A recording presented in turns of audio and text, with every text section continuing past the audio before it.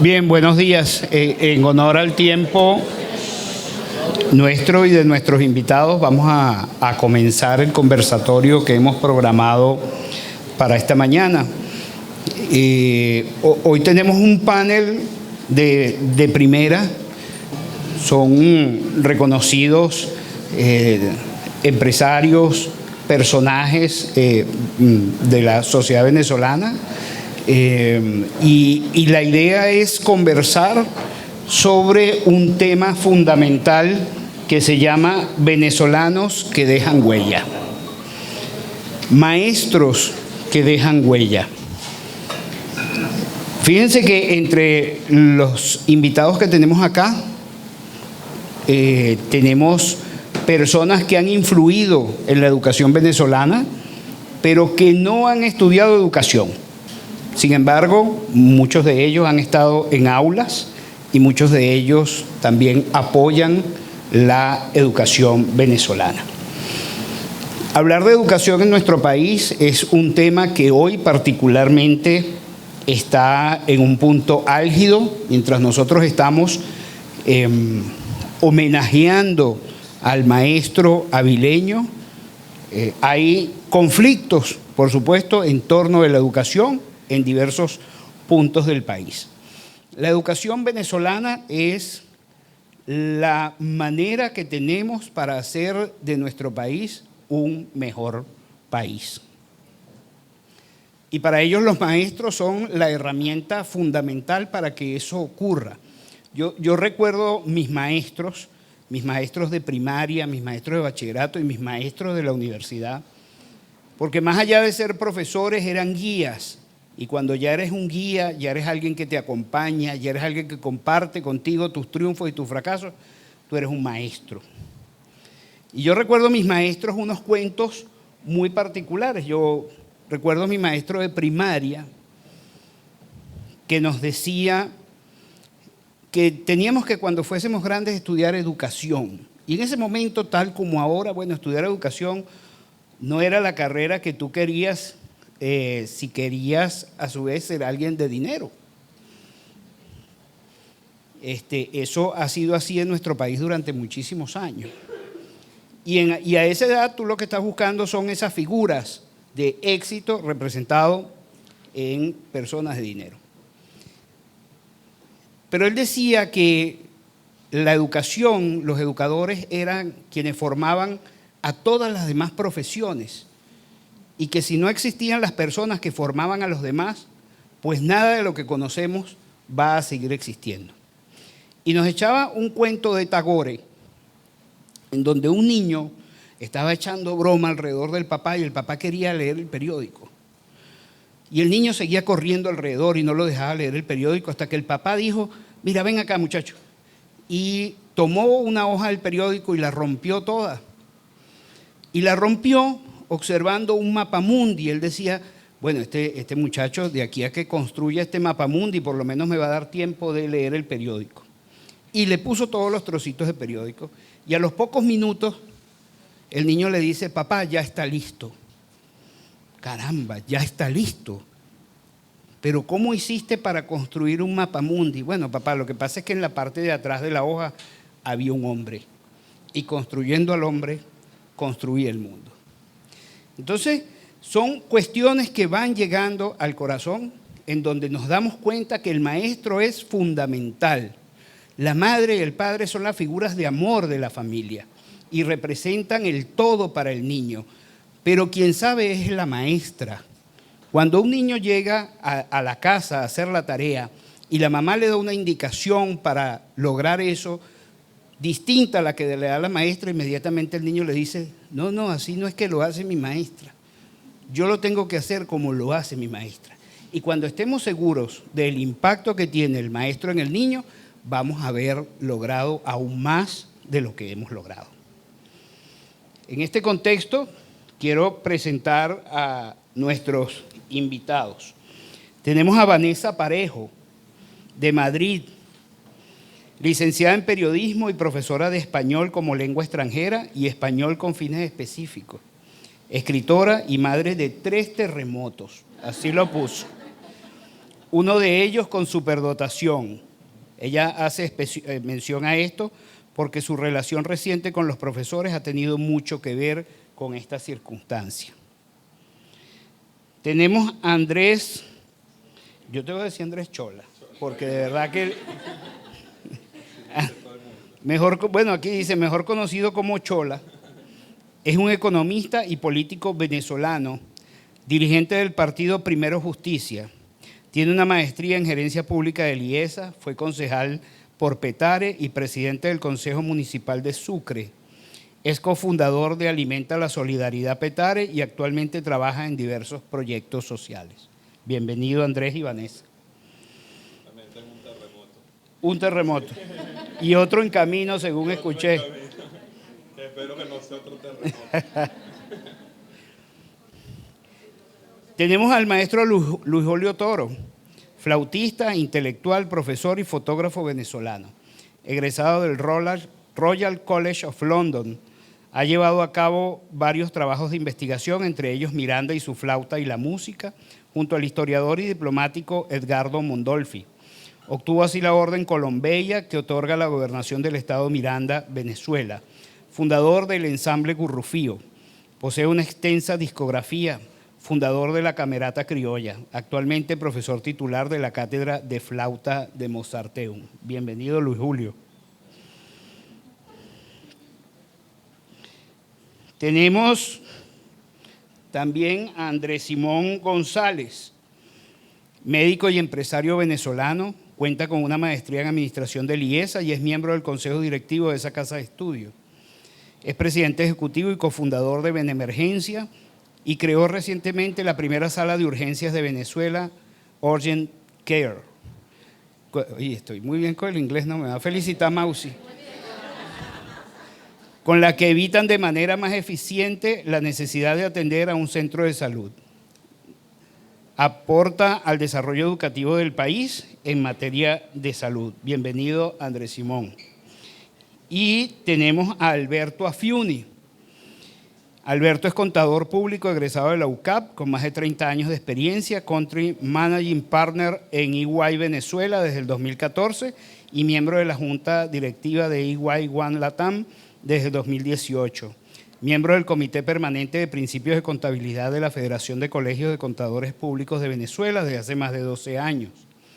Miembro de diversas juntas directivas y comités ejecutivos, entre los que destacan Benanchan,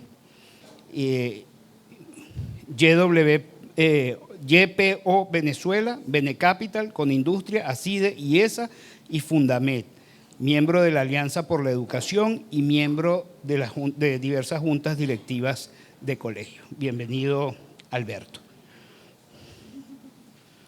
Bueno, como ven, tenemos un grupo nutrido y diverso. La idea es conversar hoy al menos de 3 preguntas. La dinámica que vamos a tener son 5 minutos cada uno para responder a esas 3 preguntas. Vamos a hacerlo en 3 rondas y seguramente saldrán otros detalles. ¿Ok? La primera pregunta que debemos hacer es, si tuvieses a tu maestro, ese maestro que recuerdas, ese maestro que dejó huella, ese maestro que para ti representó el diferencial, ¿qué le dirías? Esto es algo muy interesante. Yo conocí a Rafael Caldera y a su hijo. Y Rafael Caldera echaba un cuento muy, muy simpático. Él decía que su maestra de 4º grado todos los días entraba a su salón y decía: aquí está el próximo presidente de Venezuela. Y él se lo creyó. Y así lo decía. Y yo me lo creí. Si tuvieras ese maestro enfrente, ¿qué le dirías? ¿Quién quiere empezar? Vamos a empezar con las damas. Hola, Hola, bueno, antes de nada, gracias a todos, sobre todo por contar conmigo aquí y presumir que tengo algo significativo que aportar. Gracias. A ver, yo creo que lo que le diría a ese profesor, a ese maestro, es básicamente que lo recuerdo. Y me parece que eso es importante porque supone un reconocimiento que muchas veces se diluye en el tiempo y acaba en el olvido. Voy a poner un ejemplo de un cortometraje que compartí con Carlos hace unos días, un cortometraje español muy bonito en el que una hija va con su padre con Alzheimer o con un principio de Alzheimer incipiente a la consulta del médico y empieza a hacerle preguntas sobre la fecha, la estación en la que estamos, y el padre no recuerda nada. La hija, conmovida, está a punto de llorar porque ve que está al principio de algo terrible que va a ocurrir. Y en ese momento el médico, animándola, tiene usted que ser fuerte, escribe la prescripción, la receta de una serie de medicinas que van a ayudar al papá. Y cuando le va a extender el papel, el papá agarra el papel y dice: «Ay, Martínez, nunca se te dieron bien los acentos». Y entonces el doctor se queda noqueado y dice: «¿Pero usted es el profesor Martín?». Dice: «Sí, claro». Dice: «Pero usted sabe que yo estoy estudiando medicina gracias a sus clases de naturales». Y entonces el papá le contesta: «Parece que no soy el único al que le falla la memoria». Por eso yo creo que el recordar el impacto que es real y la influencia que es real de un buen maestro en la educación de una persona es justo y es fundamental.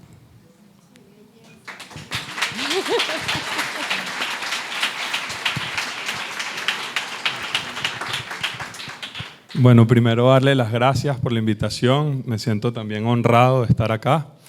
Además que la vida me está dando una oportunidad de oro, porque aquí en el recinto se encuentra mi mamá, que es Marisol. Entonces, yo digo una oportunidad de oro porque recientemente, bueno, el año pasado tuvimos nuestro primer hijo y he podido vivir en carne propia lo que es ser maestro, como Pedro decía al principio, ¿no? Educar a un niño. Y pienso en mi mamá y en mi papá, que fueron mis primeros maestros, y solo la palabra que les tendría que dar es gracias. Yo siempre he tenido una muy buena relación con ellos, pero creo que desde que nació mi hijo y que he tenido que trasnocharme, hacer todos los sacrificios del mundo por él, pienso en todos los sacrificios del mundo que ellos hicieron por mí. Y obviamente eso me hace estar demasiado agradecido. Y bueno, gracias, mamá.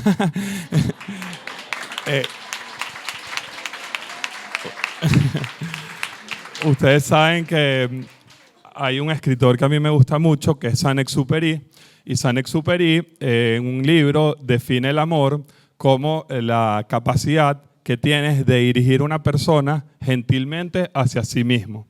Y yo creo que eso es lo que hacen los educadores, ¿no? Y me parece muy bonito cuando estaba pensando qué podía decir hoy, y pensé en esa frase y relacioné lo que significa el amar con educar, con ser un maestro, porque para mí se trata de eso. Y quizás escuchándote recordar, yo probablemente no recuerdo cómo eran las clases de mi primera profesora en el prekinder, pero sí la recuerdo a ella. Y trataba de ver alguna anécdota. Obviamente no recuerdo nada porque era muy pequeño, pero sí recuerdo el amor que ella sentía hacia mí. Y al día de hoy me la sigo encontrando y siento ese mismo amor hacia ella, que se llama Lucía Guzmán, y aprovecho también para honrarla en este espacio. Entonces creo que se trata de eso, ¿no? Se trata de poder conducir a través del amor a cada niño hacia él mismo, hacia su individualidad, hacia la belleza que tiene en su interior, hacia lo que esa persona puede desarrollar. Así que bueno, gracias.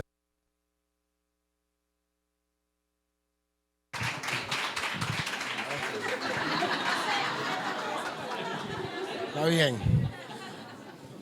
¿Será que no le quiere decir nada a ese maestro o...? Venga. No, bueno, muchísimas gracias. Gracias, maestro. Encantado de estar aquí con todos ustedes. Felicito al colegio por esta iniciativa.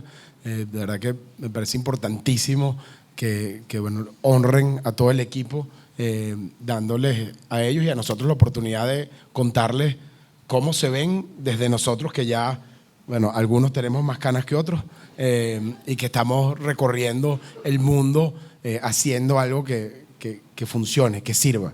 La realidad es que lo primero que le diría, bueno, primero que cuando estaba vi esa pregunta, me vino a la cabeza, traté de pensar en uno, en mi maestra, la que me enseñó a no morder, que se llama Alicia Trocconi, o en cualquiera de los curas del San Ignacio, o que he tenido la oportunidad de estar en muchos sitios, en muchos lugares, digamos, académicos, y se me ocurrieron tantos nombres, tantas personas y tanta gente con la que interactué, que sería imposible hablar de una sola. Entonces dije, ¿qué le podría decir yo a toda esa gente si la tuviera en un auditorio? Y lo primero que le tendría que decir es perdón. Perdón por hacerlo tan difícil, perdón por sacarlos de quicio, perdón por buscarle la quinta pata al gato todos los días, por ser... sí, bueno, porque la realidad es que cuando estaba, yo me recordaba, decía, un salón de 40 niños, siempre tener a alguien que esté echando broma, que te esté sacando, que es cómico, que es chévere, simpático, no es malo, pero bueno, las debo volver locas. Así que a todos ustedes, perdón. ¿Okay?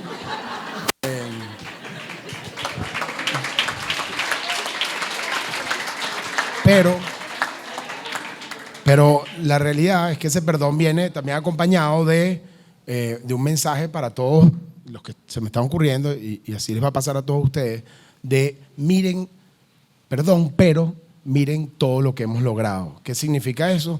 Significa que yo estoy 100% seguro, claro, y además muy presente de que todo lo que en mi caso he podido hacer y he podido lograr es porque tengo una pieza de ese rompecabezas, es cada una de las personas que me educó en mi vida, comenzando desde, obviamente, de nuestros padres en la casa, hasta cada uno de estos lugares en donde hemos podido tener gente tan diversa. En mi caso, de verdad, se me ocurre mucho esos momentos de profesores civiles, profesores normales, maestros normales, normales, bueno, seres humanos civiles, para decirlo de alguna manera, curas y monjas, que son también normales, pero distintos, médicos, políticos, académicos y gente tan distinta, pero que de cada uno, hoy, si tú te pones a evaluar el impacto que yo he podido tener junto a mi equipo, cada una de las cosas tiene que ver con alguien. O sea, el tema, por ejemplo, la disciplina. O sea, la disciplina de estar consciente del tiempo, eso viene de una persona que me dijo algo una vez que más nunca se me olvidó. Entonces, bueno, la realidad es eso. Mira todo lo que ustedes pueden lograr a través del impacto de cada una de las personas que, fácil o no fácil, ustedes tienen que moldear a través de su vida. Así que eso es lo que le diría.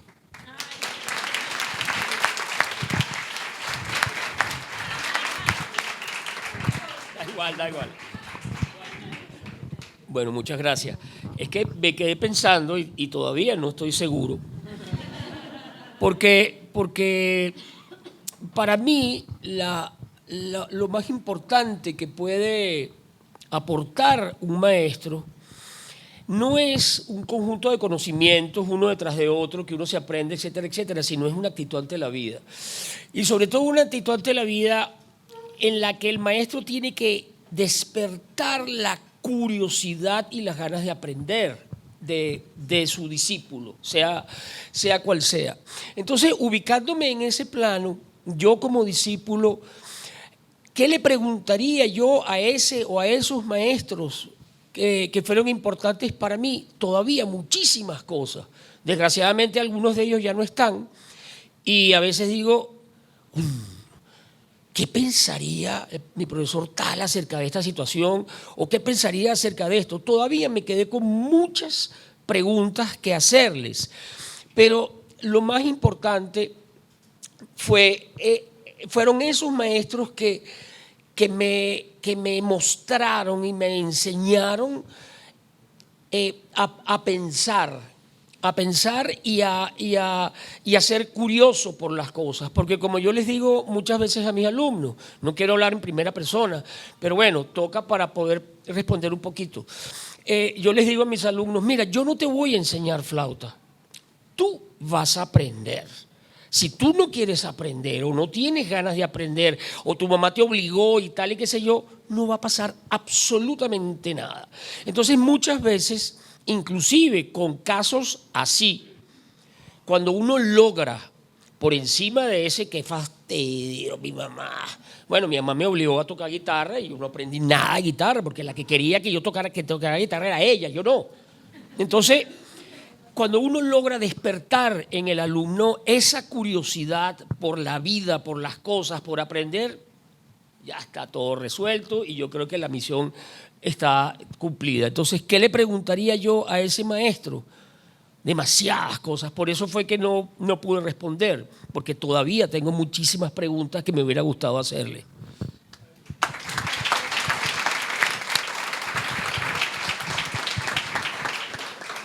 Bueno, primero que nada, para mí es un honor acompañarlos el día de hoy, agradecerles y felicitar a todos los maestros del Centro Integral El Ávila.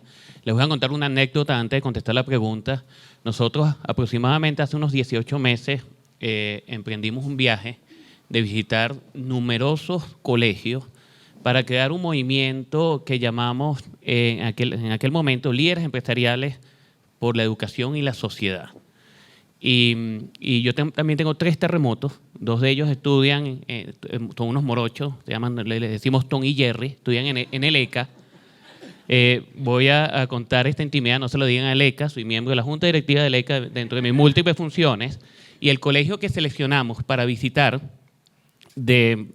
fue el Integral El Ávila, más 8 nuevos colegios en zonas complejas, ¿no? En zonas en Petare, en Las Vegas, para tratar de entender hacer un diagnóstico en aquel momento del sistema educativo. Y Carlos nos inspiró y ustedes nos inspiraron porque hoy por hoy tienen que sentirse muy orgullosos porque el Integral El Ávila, y eso es gracias a ustedes, está, digamos, en un percentil muy, muy alto y son modelos a seguir. Y eso es gracias. De hecho, si tuviéramos, no sé, 1.500 integrales del Ávila en Venezuela, yo creo que la educación estuviera, digamos, en otro sentido, ¿no? Y lo primero que quiero hacer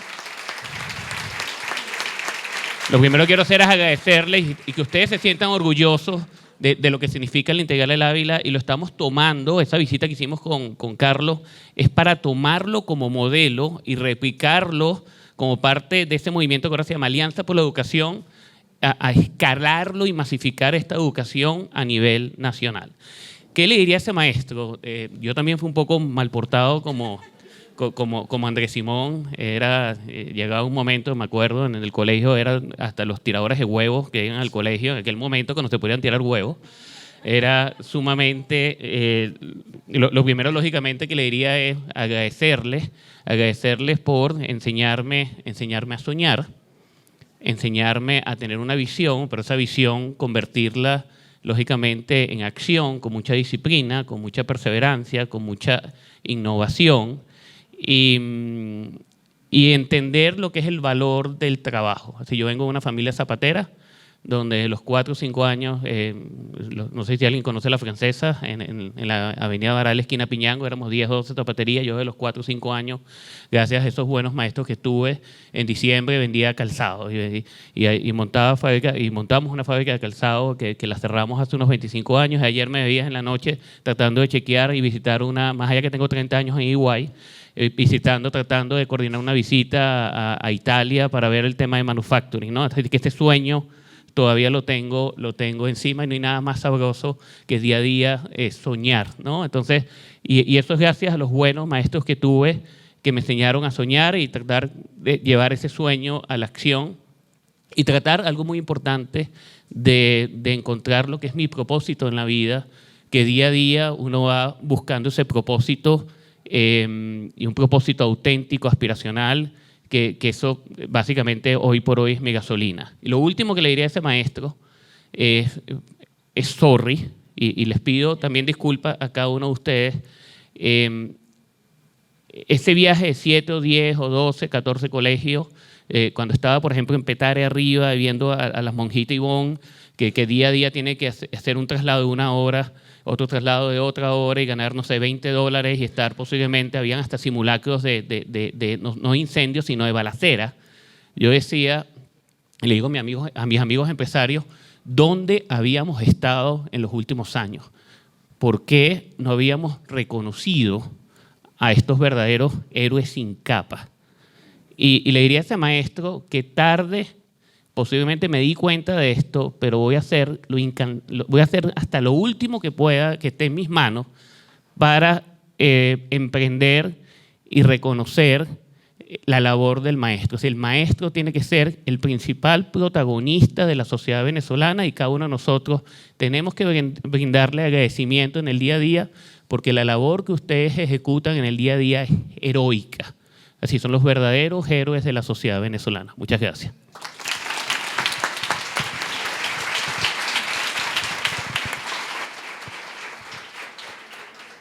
Bien, escuchándolos quiero hacer una pregunta bonus. No estaba en el guión, pero escuché a Alberto hablar de Alianza por la Educación y me volteo a la Universidad Metropolitana y también escucho a Marisa, a la Escuela de Educación, muy integrados con esta parte de la Alianza. Es hacer por la educación, por el maestro y ser nosotros también educadores. Vanessa, tengo entendido que tú has estado en muchísimos países vinculada al cuerpo diplomático. ¿Cuál es cómo ves ese maestro del mundo? Pues me alegro de que me hagas porque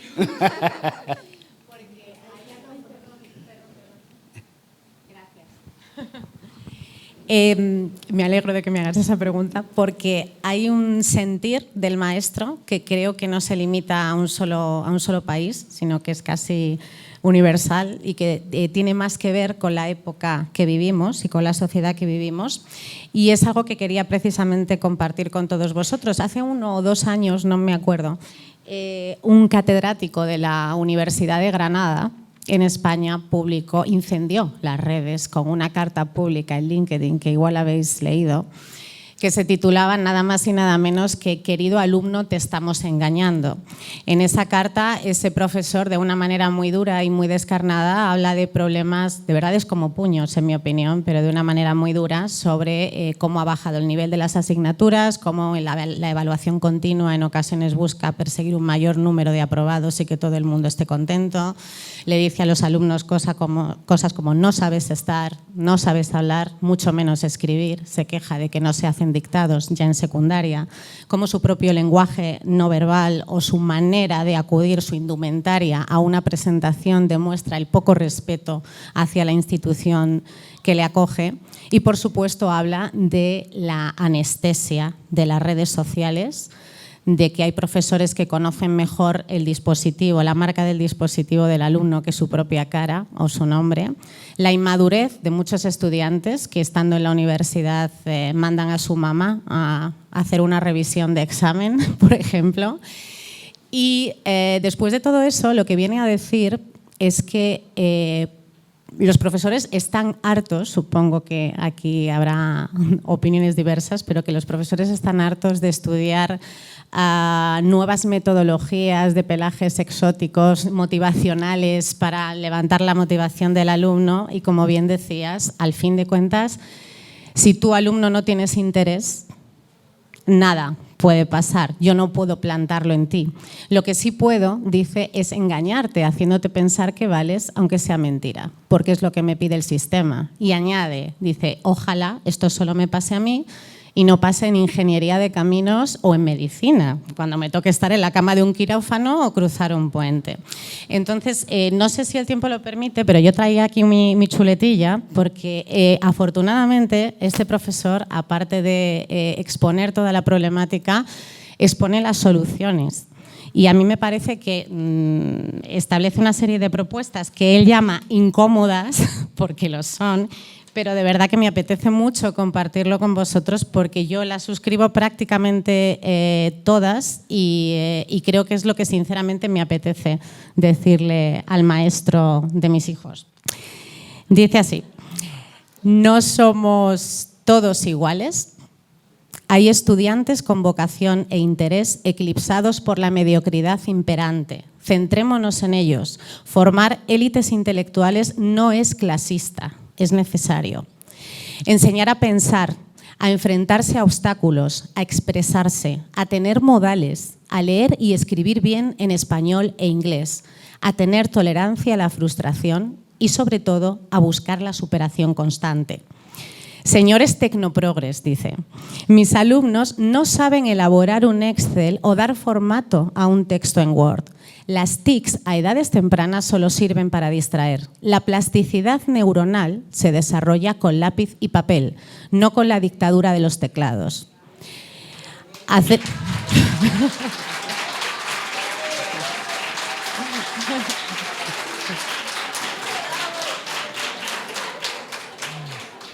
Luego escribiré al catedrático de Granada para transmitirle el aplauso porque esto no es mío. Y continúa, hagamos sentir a los chavales orgullosos de quiénes son y dónde están, con admiración hacia otras culturas, fomentar la curiosidad innata y el respeto. Huir de los nacionalismos, siempre manipuladores, y huir de los populismos, de cualquier cosa negativa acabada en ismo. La mente de un niño es sagrada. El esfuerzo conlleva recompensa, a veces a muy largo plazo. Los mejores serán premiados y los peores se quedarán fuera de juego. Y si quieren volver a entrar, tendrán que esforzarse más o centrarse en otro juego. Eso es la flexibilidad académica. Si tu hijo es malísimo en matemáticas, pero le encanta tocar la guitarra, quizás tengas que ponerle un profesor particular en guitarra y no en mates. Y eso es algo que el sistema ha de aceptar. Saquemos lo mejor de cada individuo.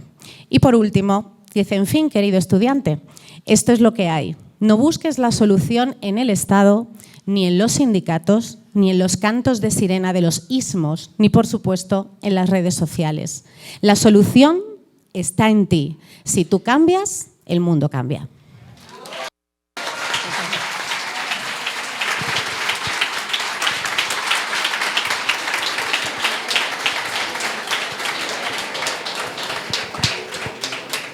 Andrés, hablamos de alimenta la solidaridad. Es un tema también difícil que tiene que ver con alimentación fundamental, básica. ¿Cómo educar ahí? ¿Cómo llevar la educación a través de la ayuda en la alimentación? Es una pregunta difícil porque, bueno, creo que describe la realidad en la que hoy está el país. Lamentablemente, este espacio tan bonito, privilegiado, no es la realidad, como decía Fiuni hace unos minutos, no es la realidad de la mayoría. Hoy la mayoría de los educadores en el país no están recibiendo ningún acto para darle las gracias, ningún gesto, más bien están luchando por un salario que no alcanza ni para llevar la comida a la casa. Entonces, en estas circunstancias difíciles en las que está el país hoy, la realidad es que la mayoría de los niños no se están alimentando. Quizás ahorita un poco más que en los años anteriores, el 2017, 18, 19, 2020, que fueron años muy duros, y es difícil pensar en la educación de un niño cuando ni siquiera tiene su estómago lleno. Es decir, si no tiene ni siquiera las capacidades para aprender porque tiene el estómago vacío. Entonces, cuando nace Alimenta la Solidaridad, justamente nace con el espíritu de atender una gran necesidad que hay en el país, sin ánimos de pensar que esta es la solución, no es la solución al problema del hambre, no es la solución al problema de la desnutrición, pero sí es una ayuda para las decenas de miles de familias que han recibido este apoyo durante todos estos años. Y nosotros siempre hemos tenido como norte que una vez que el tema de la alimentación pueda ser superado, y Dios quiera que ese día llegue pronto, estas casas, porque para los que no conocen el proyecto, Alimenta la Solidaridad, funciona en casas de personas. Es decir, por ejemplo, allí donde hablabas, donde está la Madre Ivonne, en la zona 9 José Félix Rivas, en el Colegio Jesús Maestro, nosotros tenemos un comedor popular. Pero no solamente allí, sino que la mayoría de estos comedores populares están en casas de personas. Andrés Simón tiene una experiencia bonita porque tiene ya varios años acompañando a Mayra Rodríguez, que es una amiga que vive en una zona que se llama el Callejón de los Brujos en Petare, ¿no? Y es impresionante ver que Omaira abre las puertas de su casa todos los días para que 50 niños que no son sus hijos, que son los hijos de la comunidad, se puedan alimentar allí.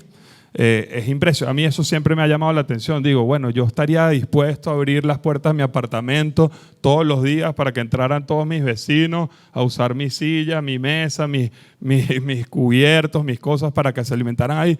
Hay un acto de solidaridad y de generosidad demasiado grande.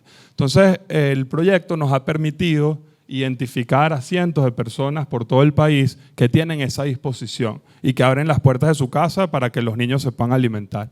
Y nosotros siempre hemos tenido en el radar, para responder tu pregunta, el hecho de que la educación puede ser el segundo paso. Una vez que se ha superado el tema de la alimentación, la educación, estos espacios se pueden convertir en centros que permitan la educación, o al menos que complementen la educación de los niños. Entonces eso siempre ha estado allí, solo que bueno, estamos como un pasito más atrás. Si el niño no tiene que comer, obviamente es difícil esa situación tan precaria y lo más importante en este caso es que los niños puedan comer. Entonces bueno, estamos en un tono mucho más agradable y positivo, pero bueno, esto también es una realidad y a veces me gusta decirlo porque probablemente muchos de los niños que ustedes están formando el día de mañana tengan la oportunidad de cambiar la realidad del lugar donde viven, de la comunidad, del municipio, del país. Entonces a veces uno piensa, bueno, ¿qué aporte estoy haciendo yo? En la medida que aporte tener las mejores personas, que esos niños se puedan convertir en las mejores personas que puedan, ahí va a estar la transformación de la sociedad. Entonces ustedes están haciendo algo por eso también. Porque uno no sabe, bueno, yo pienso, por ejemplo, yo estoy haciendo eso. ¿Será que mis profesores en el pasado se imaginaron que con la educación que me dieron yo iba a terminar haciendo esto? No lo sé. Miren, yo sabía que mi mamá iba a estar acá, pero no sabía que iba a estar Toña, que está por allá. Y resulta, y también le voy a agradecer a Toña, que la acabo de ver, tengo varias amigas aquí en el auditorio. No, tengo varias profesoras amigas. Pero Toña fue mi profesora cuando yo tenía 3 años. Yo nací el 23 de diciembre, entonces en mi colegio era por años, entonces yo era el más pequeño de la promoción o de los aspirantes a entrar en el colegio y mi mamá estaba preocupada porque obviamente era más chiquito y en el maternal donde me habían metido la educación era que uno aprendía haciendo y parece, eso no me recuerdo tampoco, pero parece que pasé un año completo metida en una piscina de arena, no me da curiosidad aprender más nada. Entonces mi mamá estaba preocupada, bueno, este niño va a llegar y no está como los otros niños que han aprendido más cosas y Toña fue la profesora que tuve para que me ayudara a entrar al colegio. Así que gracias, Toña.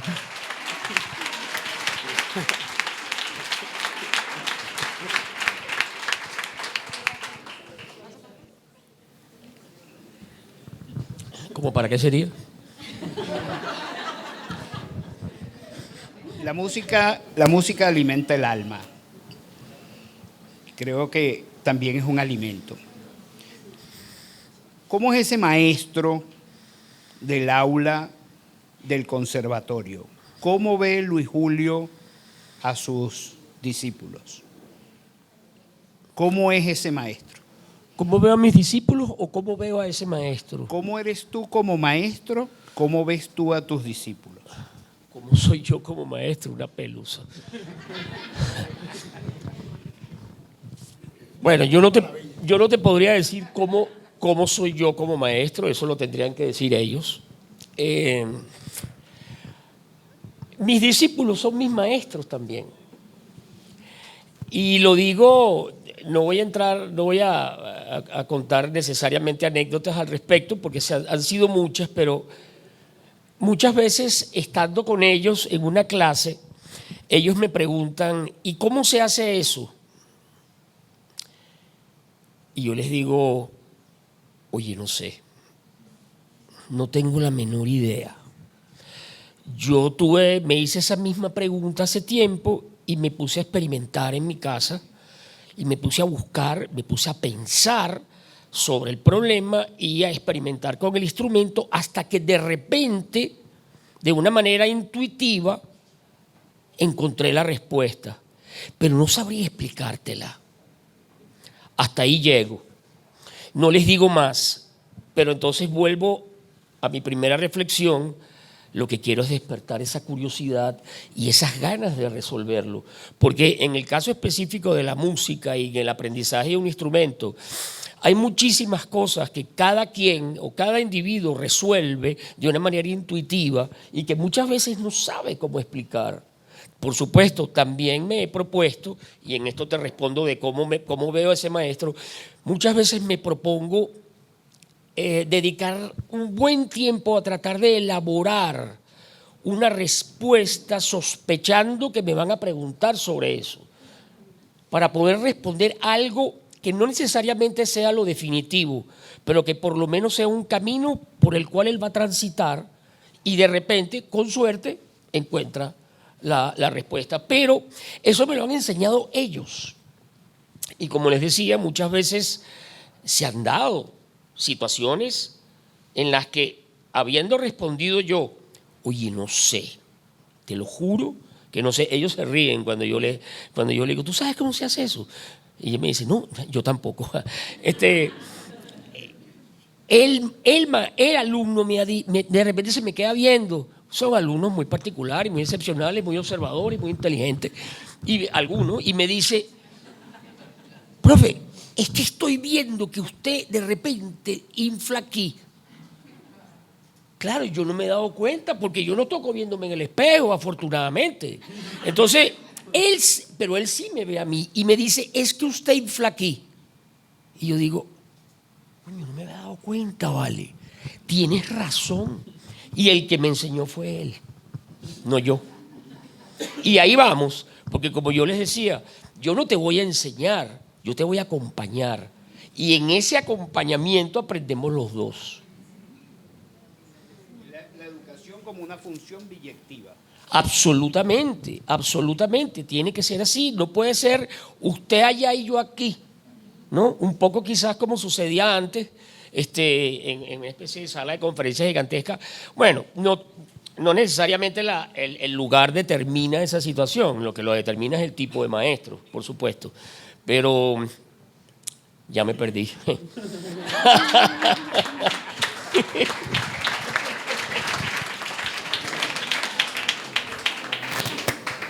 Andrés Simón, ¿qué pasó en la calle de los Brujos?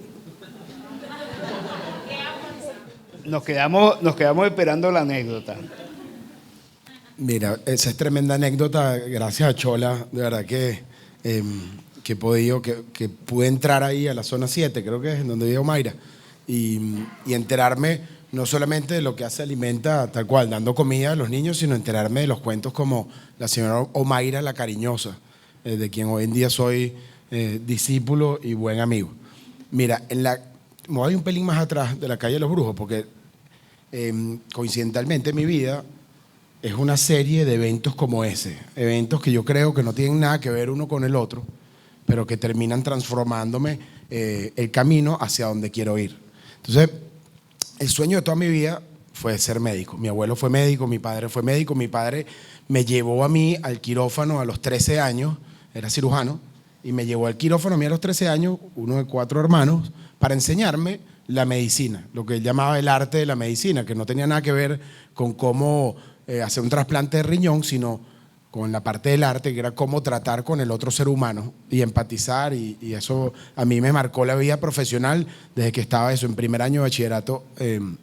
Aquí me escapaba con él en las tardes al centro médico y veía eso. Entonces el sueño era ser médico, seguir el legado de mi padre, de mi maestro, y resulta que cuando me voy a graduar del colegio, en el país hubo un cambio importantísimo, en 98, estaba pasado al 5º año, Mi padre decide irse de Venezuela y toda la familia emigrar desde muy temprano. A mí me manda a Inglaterra, nuevamente, yo que soy de los 4 hermanos el menos académico, termino, o sea, también he pasado por muchas academias fabulosas, me manda a Inglaterra. Yo igual quería ser médico venezolano, por lo cual me regreso en el 2001 a Venezuela, comienzo en la central a estudiar medicina y estando en la central, yo quería irme a la escuela Racetti, que es la que queda dentro del campus, en donde era más fácil, tú sabes, casi que todos los días estaba metido en una rumbita o en una actividad extracurricular mucho más interesante que estar metido en San José en Cotiza, en el Hospital Vargas y la Escuela Vargas. Pero no me tocó otra, llegué, no tenía título, no, o sea, como tenía que revalidar, me fui a un parasistema para poder revalidar, un cuento de eso que otro día te he hecho, pero entonces llego al Hospital Vargas y en el Hospital Vargas empiezo a hacer, en la escuela empiezo a hacer guardias por fiebre hubo en la emergencia. Como ya venía con todo ese entrenamiento visual y práctico de la medicina, le digo a un amigo que conozco ahí en la carrera, que se llama Luis Velázquez, que hoy en día es mi socio desde los últimos 20 años, le digo, mira, vamos a irnos a hacer guardias por fiebre en la emergencia y empezamos a ayudar, que hace falta demasiadas manos. Y empezamos a ir a la emergencia y resulta que en la emergencia, y esto tiene que ver con la calle de los Brujos, porque fuimos un día a un comedor y me transformó una parte de mi vida. En este caso fui un día a una emergencia donde no me estaban buscando, salido a ayudar. Y empezamos a ver en el hospital mucha gente que llegaba al hospital, gente que venía de lugares lejanos, altísimas horas de la noche, que no tenía plata, pero lo había pagado para poder llegar. Y de repente era gente que tenía 3 tipos de situaciones. Una, que bueno, efectivamente la gente que necesitaba llegar al hospital porque tenía una emergencia a las 3 de la mañana, y eso era evidente. Pero después las otras 2 sí nos marcaron un poco más la vida, y era gente que llegaba pero no necesitaba haber ido al hospital a esa hora. Imagínense una señora que venía de Bellas Artes, subía porque no tenía real para pagar el carrito, además a esa hora no pasaban carritos, en ese momento Caracas era una de las ciudades más peligrosas del mundo, y esa señora llegaba con un dolor de cabeza porque pensaba que se estaba muriendo esa noche a las 3 de la mañana, y resulta que no, que lo que tenía era una migraña que se podía resolver otro día, pero por no tener información se había expuesto a todas estas situaciones para llegar al Hospital Vargas, que en ese momento era como si fuera una zona de guerra, atendiendo muchísima gente, y iba a tener que, bueno, todo lo que ustedes conocen que nos ha pasado en hospitales y en clínicas, de igual manera todo. Y el otro tipo de pacientes que llegaban era gente que ya llegaba sin capacidad de sobrevida, porque habían tenido un infarto su familiar en Caricuao, lo habían montado en un carro, habían llegado al hospital y nos decían, salva a mi padre, pero si no le habían dado ningún tipo de auxilio, no había nada que hacer. Entonces, de esa situación en donde nos puso la vida casi que sin querer, surgió de la curiosidad que aprendimos en los colegios y en nuestra vida educada, surgió la oportunidad de decir, bueno, ¿por qué nosotros no hacemos algo para que esta gente pueda mejorar su vida? Y lo que se nos ocurrió como un hobby fue comenzar a darle cursos de primeros auxilios, utilizar la educación como una herramienta para que la señora del dolor de cabeza de la migraña supiera diferenciar entre una emergencia, una urgencia, una situación que le ponía en riesgo la vida o no, para que la persona del infarto, del paciente inconsciente en Caricuao, pudiera comenzar la reanimación cardiopulmonar y traérnoslos con signos vitales para nosotros poderlos revivir, reanimar. Y de ahí nacen unos cursos de primeros auxilios los sábados y los domingos que comenzamos a dar Luis y yo con nada. No teníamos no le podíamos decir a nuestros padres que queríamos dinero para poder comprarnos unos muñecos para poder dar los cursos, porque teníamos que ser médicos, porque estábamos estudiando para ser médicos, y si estudias medicina no puedes hacer más nada sino hacer eso. Entonces comenzamos haciendo, bueno, que es otra historia de otro día, pero bueno, comenzamos haciendo estos cursos súper rudimentarios y compitiendo con la Cruz Roja y otras organizaciones, pero con una diferencia, que es que utilizábamos la educación como lo más importante, el arte de la educación, que era básicamente poder comunicarnos bien con nuestros clientes, con los usuarios, con las personas que hacían los cursos, para hacerlo distinto. Y de ese pequeño, digamos, hobby, eso fue hace 20 años, ya en el 2004 en el Hospital Vargas nació nuestra primera compañía que se llama Benemergencia, que hoy en día emplea más de 750 personas a nivel nacional y tiene un impacto en muchísimas comunidades.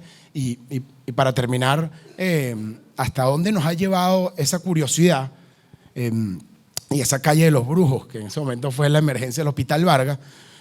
Terminamos entendiendo que la educación, que nosotros, yo siempre lo digo, tomamos prestada para poder comenzar un negocio, una empresa, llegó el punto en donde nos marcó tanto que cuando decimos, bueno, yo después me gradué de médico en el tiempo correcto, asombrosamente, y ahí bueno, también es gracias a otro de mis maestros, que es Luis, mi socio, que me ayudó a transitar momentos difíciles durante la carrera, y lo logramos juntos, graduarnos a tiempo. Voy al IESA y en el IESA nuevamente la academia me transforma la vida dándome una visión ya no de cómo yo como empresario o emprendedor, sino cómo yo como ciudadano, parte de una comunidad más grande que es un país y luego el mundo, puedo contribuir.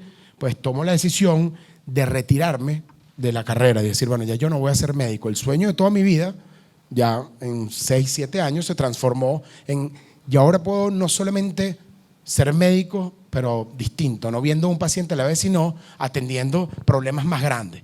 Entonces, cuando le planteo a Luis, mi socio, y le digo, mira, vamos a retirarnos de la carrera, él también era un tipo súper fiebrudo, me dice, pero ¿a quién se le ocurre haberse graduado de médico para retirarse de la carrera médica? ¿Para hacer qué? Si podemos seguir haciendo lo que estamos haciendo, que ya ahí teníamos ambulancia, etcétera. Yo digo, bueno, porque tenemos que transformar el sistema de salud. Ese es mi rol también dentro de la organización, plantearnos ese tipo de cosas. Dice, bueno, pero ¿cómo vamos a hacer?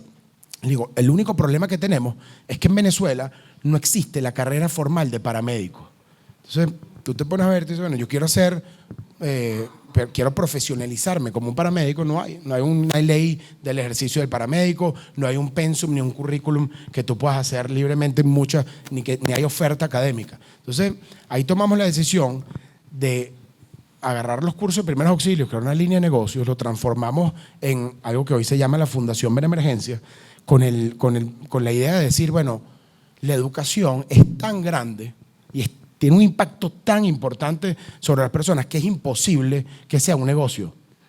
O sea, en nuestro caso, continuar con el negocio de la educación ya no era viable, sino que tenemos que hacerlo más amplio para poder ahora utilizarla para cambiar el sistema de salud. Y ahí comenzamos una carrera de paramédicos en conjunto con la Universidad Simón Bolívar, que ya hoy está en su 10ª corte de paramédicos que salen certificados por la Universidad Simón Bolívar. Y entonces, bueno, en fin, el cuento es que uno nunca sabe cuándo se va a meter en una calle de los brujos y te va a transformar la vida ese tipo de cosas. Y para mí la educación ha sido eso. Me cambió el sueño que yo pensaba que no tenía reemplazo, que era el de ser médico en un quirófano, a pues continuar utilizándola como una herramienta de generación de impacto. Entonces, el mensaje final, así como con mi periplo, con mi historia con la educación, es que en mi caso, y además que ha sido impresionante, porque después de ahí del IESA, de hacer el MBA, terminé yendo a Harvard a hacer políticas públicas y liderazgo global, y después sostenibilidad en Stanford.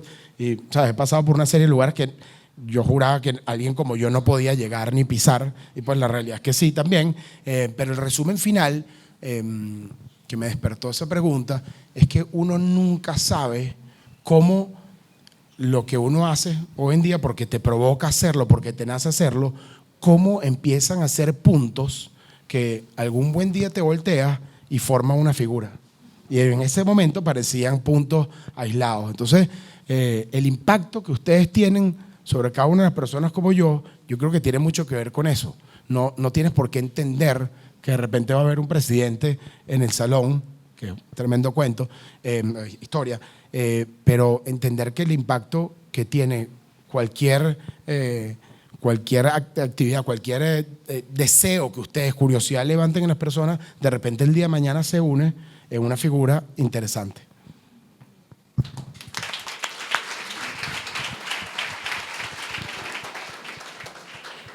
Alberto, De lo que mencionó Andrés, todo lo interesante del cuento, finalizando, dijo algo que nos va a empatar con otra pregunta.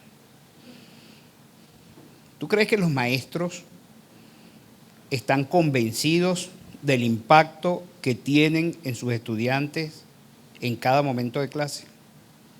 Bueno, primero que nada voy a visitar esa calle de los brujos esta semana. Esta semana no me la tengo en el radar. Mira, yo creo que los maestros están convencidos del impacto que ellos generan, ¿no? Un poco, a mí me impresionó nuevamente en estas visitas, que para mí eran novedosas, posiblemente para ustedes es el día a día, cómo esta persona que viajaba una hora o ganaba $20, me impresionó el grado de sacrificio que realizan para educar a nuestros niños. Y son personas que realmente entienden que es imposible lograr un país de primer mundo sin una educación de primer mundo, que entienden que el pilar de desarrollo de un país es la educación. Lo que tú mencionas, Carlos, no hay forma de tener un país sin educación, pero adicionalmente no podemos tener escuelas sin maestros. ¿Okay? Lo dice Luisa Pernalete, lo dice muchísimo Carlos. Yo creo que ellos sí lo entienden perfectamente, entienden el impacto que generan sobre nosotros, donde creo que hay una gran oportunidad de mejoras en la sociedad venezolana. Así es, y un poco lo que hemos hecho en estos 24 meses, nuevamente, sorry por empezar tarde, pero es tratar de hacerle entender, así lo más importante de la Alianza por la Educación es, el principal objetivo es generar un tsunami educativo.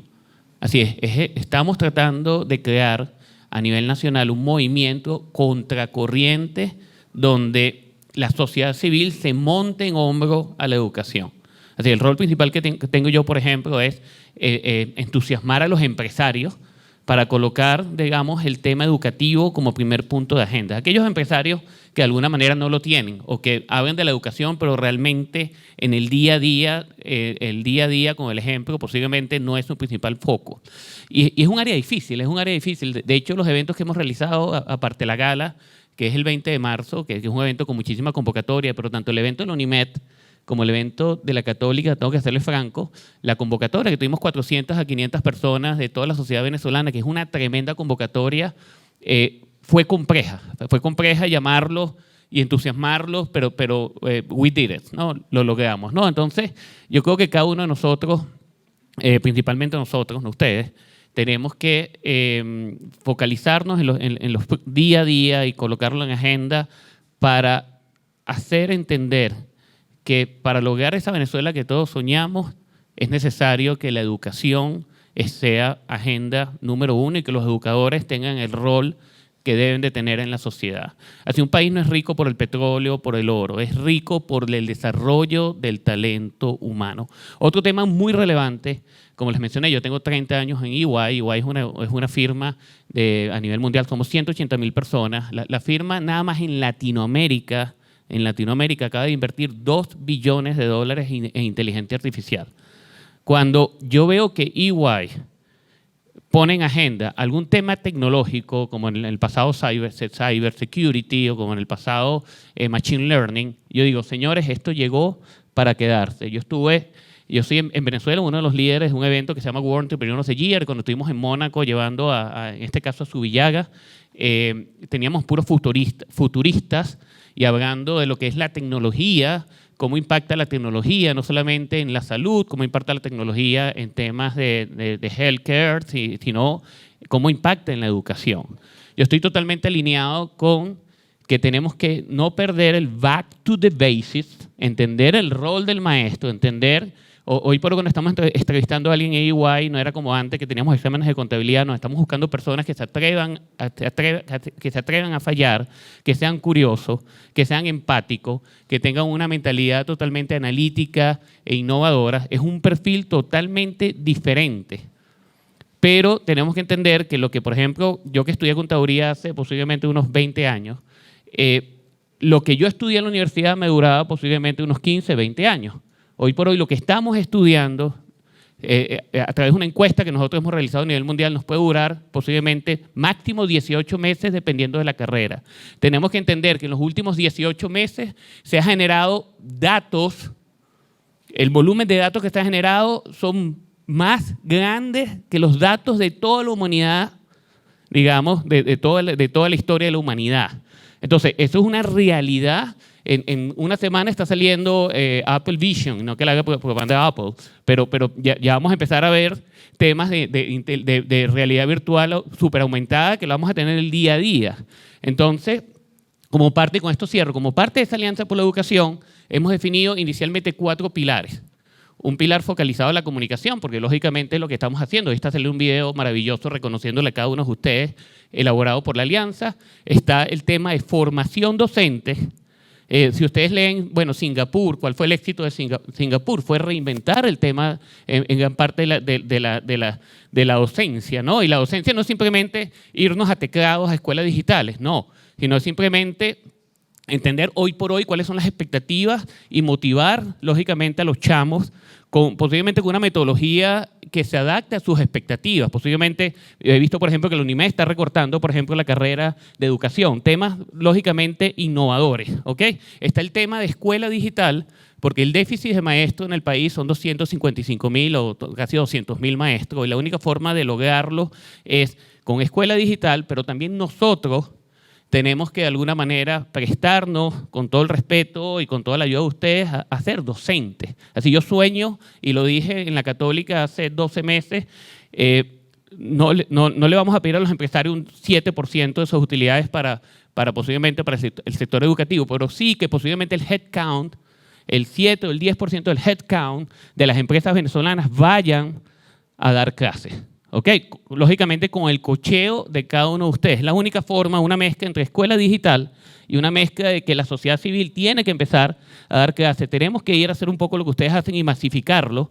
En pocas palabras, es un gran voluntariado nacional por la educación. Y esto no solamente lo estamos diciendo acá, ese es el día a día de nosotros en cada uno de los diferentes juntas o diferentes eventos. Y el último pilar está focalizado con la educación dual, ¿no? Es tratar de entrelazar lo que estamos enseñando en el aula, ¿ok? O en las escuelas técnicas con lo que realmente están necesitando Venezuela. Sí, Venezuela deberíamos todos tratar de definir consenso de cuál es la vocación de esa Venezuela que todos soñamos. Y después que eso lo tengamos dibujado, es tratar de entender qué es lo que estamos enseñando para realmente tener los jugadores que sean los protagonistas en la construcción de esa Venezuela que todos soñamos.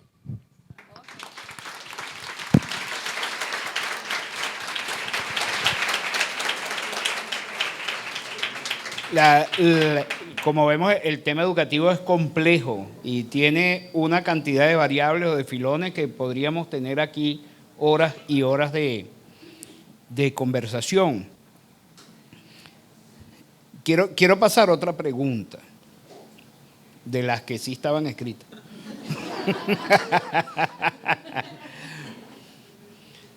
Una de las cosas que queríamos era compartir esas anécdotas que recuerdan cada uno de sus maestros. Una anécdota de sus maestros que quieran compartir. Vanessa. Bueno, yo casi prefiero hablar de una anécdota que no es tanto una anécdota, es una realidad y que no es de uno de mis maestros, sino de un maestro, en este caso una maestra de mi hijo Diego. Y quiero decirlo porque yo estoy muy orgullosa de pertenecer a la comunidad avileña y debo decir, y es verdad, que en los algo más de 2 años que llevo viviendo en Caracas, de verdad que no ha habido ni un solo día, jamás, nunca, que mis hijos no me hayan dicho que no quisieran ir a su cole. Su cole, que empezó siendo guay y ahora es fino, de pana, chévere. Y cuando están de vacaciones no echan de menos a sus maestros, los extrañan. Entonces, prefiero referirme a un maestro de Diego porque como madre de un niño con sobredotación,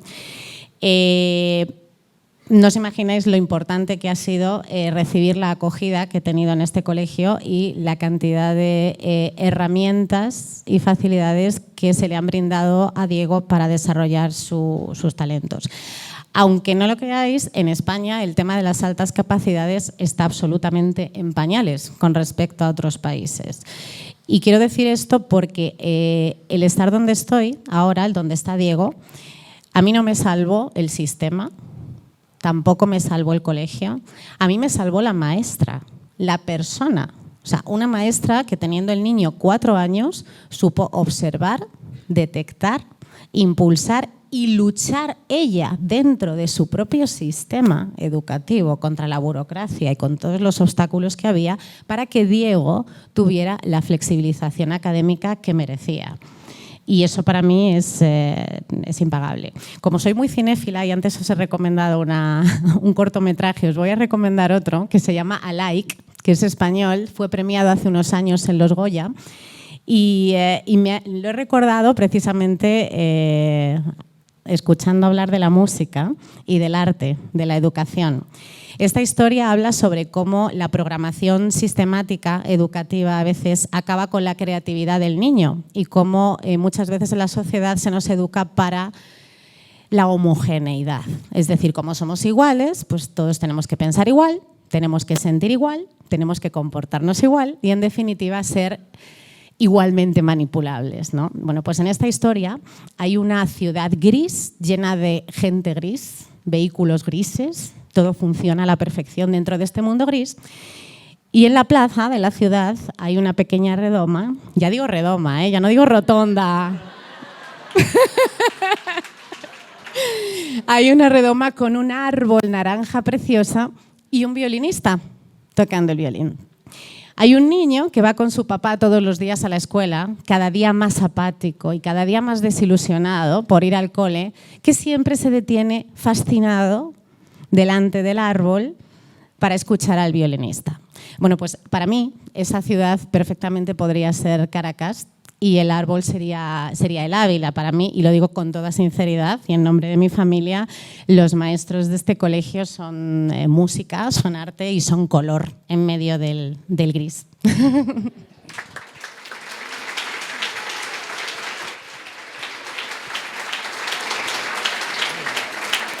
No, tú querías decir algo, Andrés. Bueno, tengo una anécdota que cuando la pensé dije, cónchale, este profesor me ahorró bastante dinero y tiempo, ¿no? Es un profesor, él se llama Miguel Ángel Santos, fue el profesor que más me gustó en la Escuela de Economía, en la Católica, y nosotros veíamos con él una materia que se llama Teoría de Juegos. Y esa materia tiene que ver con todo el tema de los incentivos. Entonces nosotros hicimos un trabajo para ver qué era más, si los policías tenían incentivos para poner una multa o para aceptar un soborno. Bueno, se podrán imaginar, eso generó todo un debate en el salón, después los resultados de nuestro trabajo. Y él nos dijo, bueno, al final la teoría de juegos es una herramienta muy útil en la negociación. Entonces, digo que esta anécdota, él me ahorró tiempo y dinero, porque él nos decía que cuando un policía te detiene y quiere buscar que lo sobornes o quitarte algo, él juega con tu tiempo, porque normalmente la gente está apurada o va para algún lugar. Entonces te paran y bueno, mira, no, te voy a detener el vehículo, te tienes que quedar aquí, vamos ahí al módulo, una cantidad de cosas, pero en el fondo lo que está haciendo es que tú te desesperes. Y cuando te desesperas, bueno, buscas la manera de salir de esa situación. Entonces él nos contó que él una vez lo paró un policía por la clínica Ávila y él apenas identificó que el policía quería jugar con eso, él le dijo, él estaba súper apurado, pero no le iba a revelar eso al policía. Y entonces él le dijo, mira, yo tengo todo el tiempo del mundo, yo ahorita iba para mi casa, si tengo que ir para el módulo, bueno, mientras tú resuelves a qué hora vamos a ir, yo voy a reclinar el asiento del carro y voy a descansar y me tocas la puerta cuando nos veamos. El tipo, obviamente, lo sacó de su frecuencia, ¿no? Entonces el tipo no sabía qué hacer y le dice, bueno, no, mira, la verdad es que yo voy a estar mucho tiempo acá, váyase para su casa y tranquilo.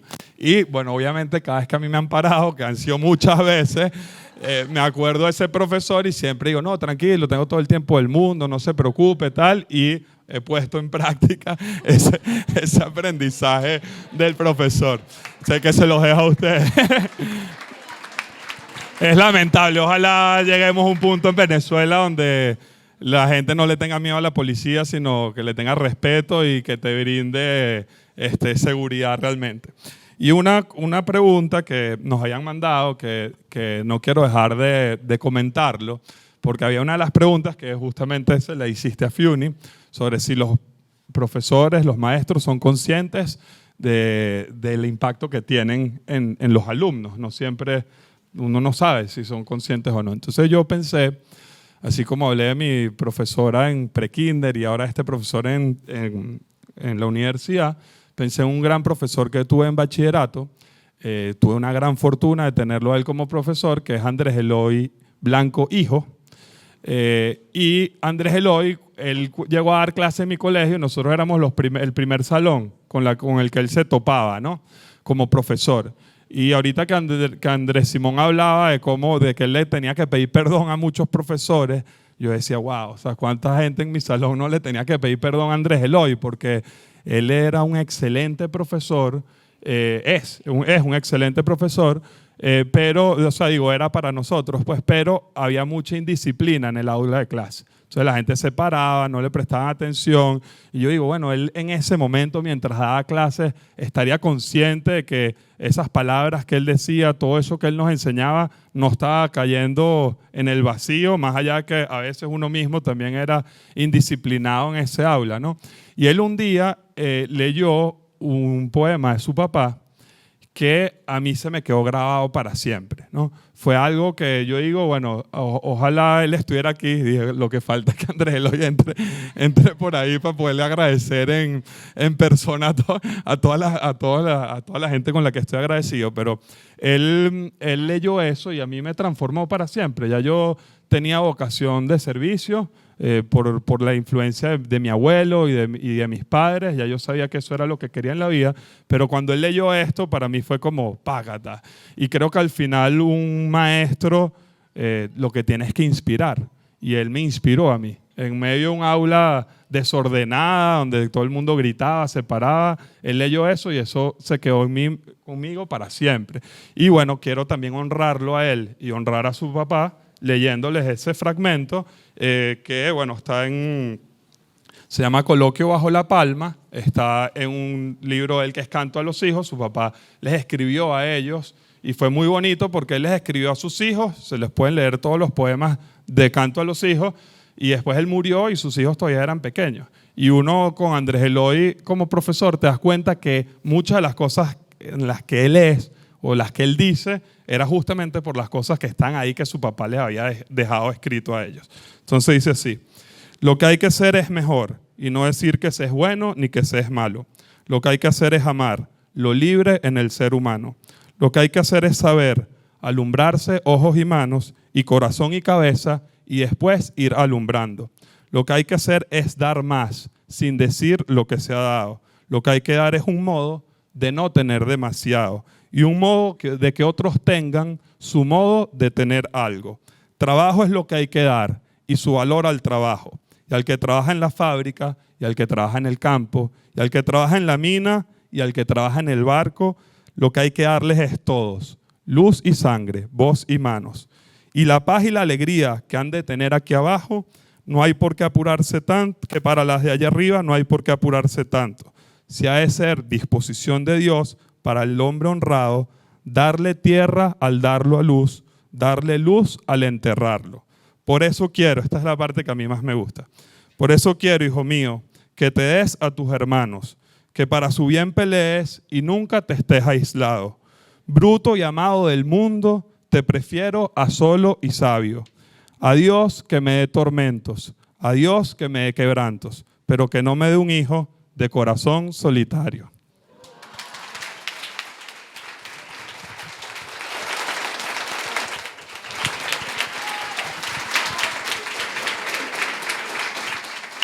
También le daré el aplauso a Andrés Eloy para su papá. Bueno, María Dolores, hay esperanza. Qué belleza, qué belleza. Luis Julio. Seguimos con lo de las anécdotas, ¿no, profesor? Sí. Yo voy a contarles una anécdota que no me involucra, pero a mí me siempre me impresionó mucho. Yo tengo un colega, maestro, pianista. Cuando hubo la tragedia de Vargas, que aquello se volvió un desastre que todos conocemos, él tenía un alumno que venía de allá, de La Guaira, hacía sus clases de piano con él, bien chamito. Bueno, sucede lo de la tragedia, las cosas empiezan a complicarse tremendamente para que ese muchacho pudiese asistir a las clases. Mi colega, mi amigo, sí notaba que él llegaba, cuando empezó a asistir, después de que resolvió cómo más o menos hacerlo, y eso es lo que les voy a contar, él sí veía que este chavo llegaba agotado para empezar la clase, hecho papilla, le llamaba la atención. Poco a poco se fue enterando de que ese muchacho, para poder hacer sus clases, él era hijo de un policía. Él vivía en un barrio X, no recuerdo el nombre, no importa, en donde para él poder salir del lugar en donde habitaba, tenía su papá que amarrarlo por la cintura y bajarlo por un poste. Lo bajaba por el poste colgando y luego el papá bajaba. Este señor que era policía probablemente tenía alguna habilidad para hacerlo, pero bueno, ya estamos empezando por ahí. Aquello era realmente insólito. Luego de ahí, entonces él se iba para Catealamar, que no sé qué. Bueno, aquel viaje me imagino que tardaría como 3 horas, ¿no?, en llegar a la clase, y llegaba hecho leña para enfrentarse a el segundo de Rachmaninoff. Vaya usted a saber qué salvajada de concierto, qué cosa tan monstruosa tenía que tocar este chamo. En ese momento también, por la situación país y por todo lo que había sucedido, etcétera, etcétera, el patrocinio para dar clases, patrocinio del cual este amigo mío recibía su sueldo, estaba guindando en un hilo y además recortadito, pero hasta donde no se podía más. Quizás alguna otra persona hubiera dicho, mira, ¿sabes qué? No, hasta que llegue yo. No me voy a calar esto porque, claro, un maestro que lo que está pensando en eso, yo creo que ya mejor es que lo deje ese tamaño. Bueno, este amigo mío, por supuesto, sin miramientos, continuó trabajando con él y haciéndole la vida lo más fácil posible, adaptándose él a su horario, ya que el esfuerzo era tan grande y el talento del chavo era tan increíble que este amigo mío dijo, pues yo a este chamo no lo puedo abandonar bajo ningún respecto. Me paguen, no me paguen, llegue tarde, llegue temprano, llegue así, llegue cansado, llegue sudado, llegue hediondo, como sea. Yo a este chamo lo atiendo por encima de cualquier cosa. Yo lo conocí no hace mucho, porque él ya tenía mucho tiempo viviendo en Londres. Él luego consiguió, a través de una audición, el Reino Unido, los Royal College de Londres dieron entre todos 3 becas, ofrecieron 3 becas. Él se ganó una de esas becas y se fue a Londres a estudiar, hizo una carrera chévere, lo conocí hace poco que por fin vino. Yo lo había visto cuando muchachito tocando una pieza de Ravel que es considerada una de las piezas más difíciles que hay para piano y me quedé frío. Y cuento esta anécdota porque eso es un profesor, eso es un maestro, un individuo que se tranza, un individuo que no está esperando otro resultado que no sea ese, el de que él logre florecer con todas sus capacidades.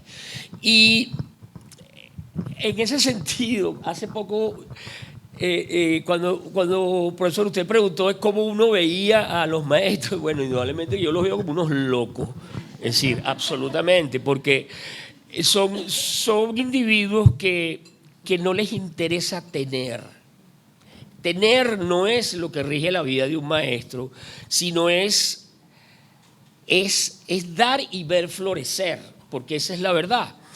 Yo no me puedo imaginar la satisfacción y la alegría que tiene este colega mío de ver a este chamo y de que sucedió todo lo que sucedió y de que él siempre estuvo ahí, con sueldo o sin sueldo. Y a mí eso siempre me ha... Esa anécdota, bueno, también, porque es un poco peliculesca, la cosa del chamo bajando por el poste y luego te digo, bueno, esos cuentos se han dado mucho, pero se dan y terminan bien, con final feliz, o con final no, pero con un recorrido feliz, porque hay un maestro que tiene las riendas de lo que está sucediendo, porque eso a lo loco no pasa muchas veces. Si no existe ese personaje que logra captar la condición, el esfuerzo, el talento, la entrega, todas esas cosas, como sucedió con tu hijo, que hacen de ese individuo una persona a la que vale la pena meterle todo lo que uno le pueda meter como su maestro. Y esa anécdota a mí siempre me ha fascinado.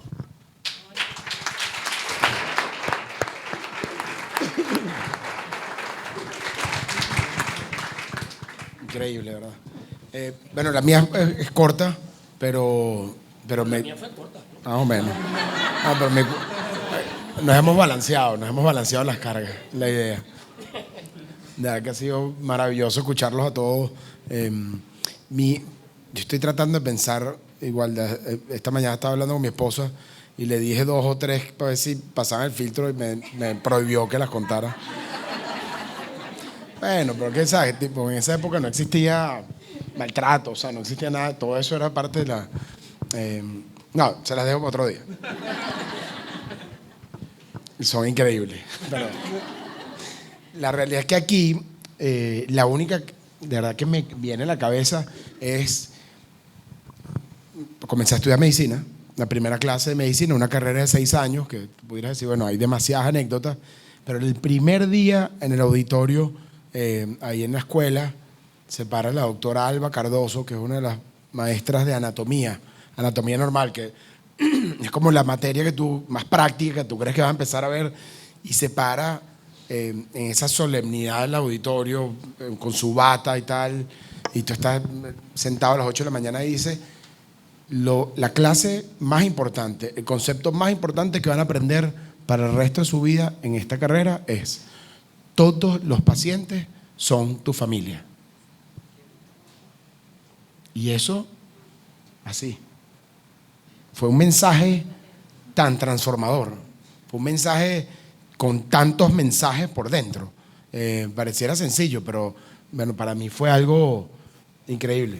Fue como la frase que me ha retumbado el cerebro, los pensamientos durante todos estos años y que me ha realmente, más allá de lo romántico, me ha ayudado a traducir a lo práctico lo que eso significa y ha tenido una repercusión importantísima para mí como médico, digamos, empresario, y para mí como ciudadano preocupado, curioso.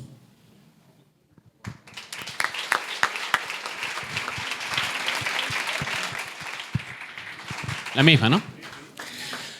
Oye, estaba pensando y tratando de hilar ese pasado de zapatero y cómo llegué a la firma y ser totalmente contrario de un empresario emprendedor a un asesor. Y hubieron cosas que pasaron en mi vida, ¿no? Yo creo que en mi mejor momento, cuando tú dices que todo es perfecto, que estás en la universidad con las mejores notas, en aquel momento era la Universidad Simón Bolívar, tienes la novia soñada, la familia totalmente en el mejor momento. De la noche a la mañana se me apagaron como las luces, ¿no? Uno de mis familiares tuvo un accidente inesperado, ¿okay? Mi hermana, que era como la líder de la casa. Adicionalmente, cerraron la fábrica de calzado posterior a ese accidente. Y lo tercero, me dejó mi novia, ¿no? En aquel momento, ¿no? Entonces, el cielo como que se oscureció, ¿no? En aquel momento me cambio de la Simón Bolívar a la Católica. Antes de eso yo había ido a la Escuela Naval. Quién sabe dónde estaría ahorita, hoy por hoy, si hubiese seguido en la Escuela Naval. No entré en la Escuela Naval me detectaron en el examen que era daltónico, después que había entrenado como 3 años. El último examen era daltónico, nunca me había dado cuenta en mi vida. Posterior a eso, entro a la Simón Bolívar y ahí voy a la Católica, nunca pensando en estudiar contaduría. En esta etapa de que arranco con administración, cuando se me cierran esas, se pone todo oscuro, creo que hubo dos maestros importantísimos en mi vida. Uno era el que estaba a cargo en la Electricidad de Caracas de todo el tema de cálculos actuariales, y otra persona que en aquel momento daba contaduría, que me observaron, y en aquel momento de oscuridad, que estuve a punto de como irme al lado oscuro, ¿okay?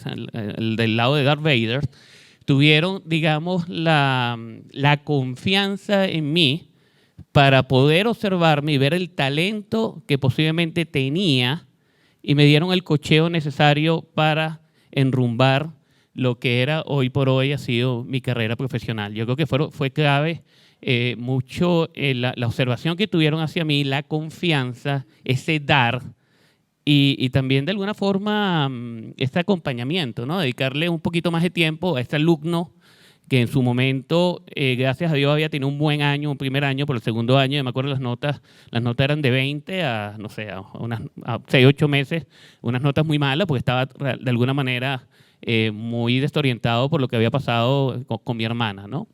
Esos maestros me ayudaron de hecho fueron los que me llevaron a una firma. En la firma identifiqué a varios modelos a seguir, que cuando vi el primer instructor en la firma dije, yo quiero ser como él. Hoy por hoy es una de mis manos derechas en la firma. Y yo creo que en conclusión, esa anécdota tiene mucho que ver con el grado de influencia, y a veces no sabemos que el impacto que podemos generar en la vida, o el impacto que ustedes generan en la vida de otras personas.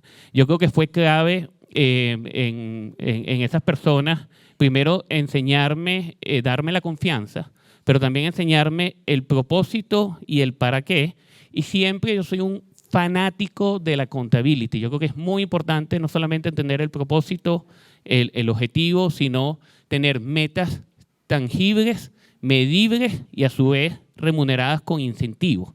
Y eso es algo que desde el mundo corporativo lo he llevado en los últimos 30 años, de tratar no solamente de enseñarle a los chamos el propósito, sino el porqué de la estrategia y medirlo. Yo creo que es importante en ese proceso, cuando ellos me lo dibujaron y me dijeron, mira, tú tienes el potencial de llegar a esto, de esta forma lo vamos a medir, y y me hicieron un gap análisis de aquellas competencias que tenía que ganar para poder definitivamente lograr el sueño o parte de los sueños de mi vida que van evolucionando en un momento sumamente oscuro.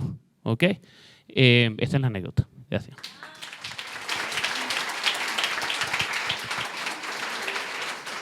Bueno, sin duda nos hemos dado un banquete de intercambio hoy en la mañana.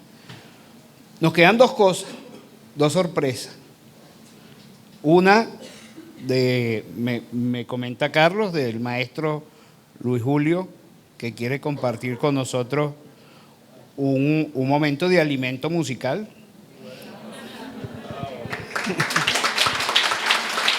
Y lo otro es un obsequio que tenemos del Colegio Integral El Ávila para ustedes, que sepan que esta es su casa, que seguramente los llamaremos para seguir conversando, que tendremos nuevas oportunidades.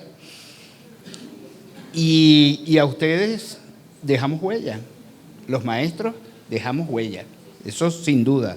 Cuando lo tengamos en el ADN, debemos inocularlo en el ADN, estar en la plena seguridad de que los maestros dejan huella. Entonces, aquí tengo...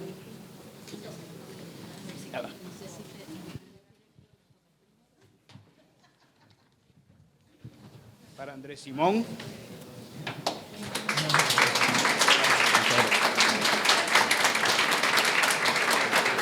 Vanessa. Andrés. Alberto.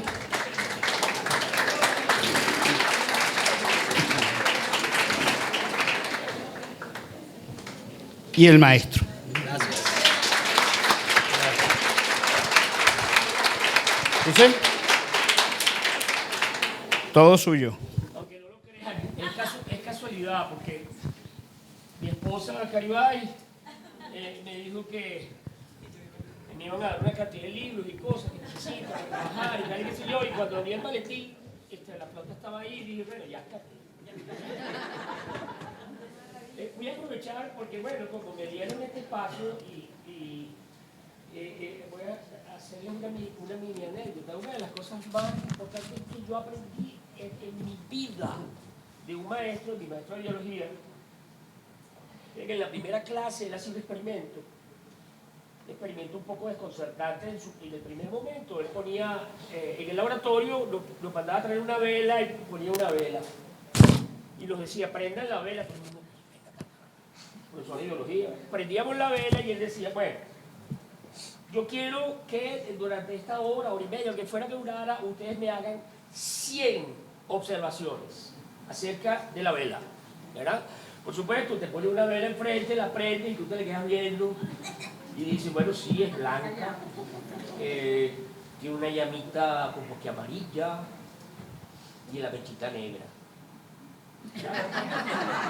Por supuesto, nos empezamos a ver así, todo un poco desconcertado, porque tú te le empiezas y el profesor mudo, ni una palabra, era mi papá. Te le quedas viendo a la vela, obligado, entonces empiezas a ver cosas. Empiezas a ver que no es amarilla, que tiene una partecita de otro color, que tiene una partecita azul, que las goticas chorrean en determinado ángulo, con determinada frecuencia, que el blanco no es tan blanco, sino que tiene unas zonas distintas en la medida en que está cambiando la temperatura del cilindro, bla, bla, bla, bla, bla, bla, bla. Y son más de 100 cosas las que uno ve. Eso para mí fue fundamental, porque él nos enseñó a observar.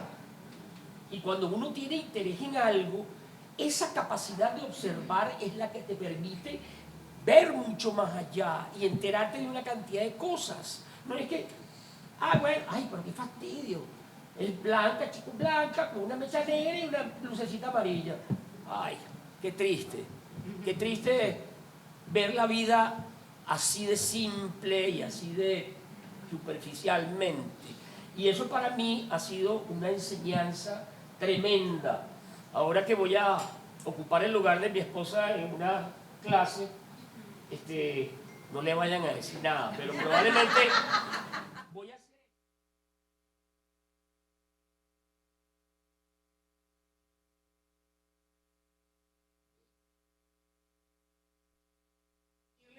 ¿Qué más Vinci? A Beethoven. No, eso lo decían ellos. Pero yo lo que quiero es que aprendan, y eso fue una enseñanza para mí fundamental de un maestro. Ok. Bueno, vamos a ver. Ya va.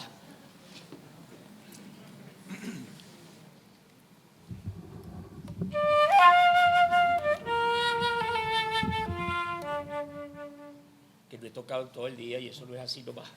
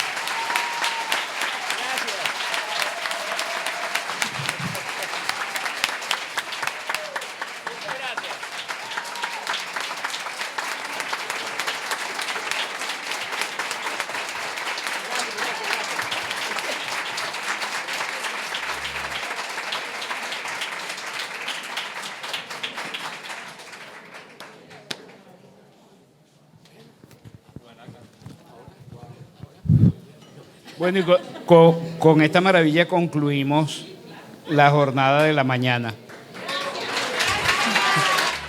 Un abrazo. Gracias,